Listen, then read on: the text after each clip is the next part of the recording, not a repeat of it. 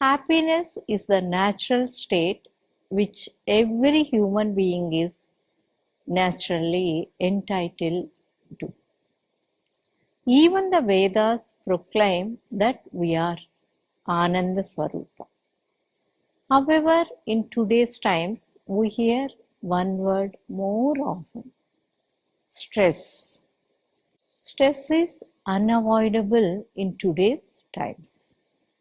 But how we react to stressful situations is the key to happy living.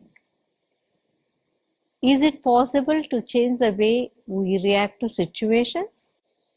Yes, there is definitely a way.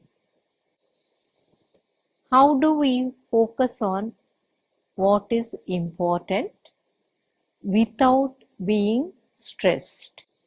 For this, just as you install software in your computers and phones,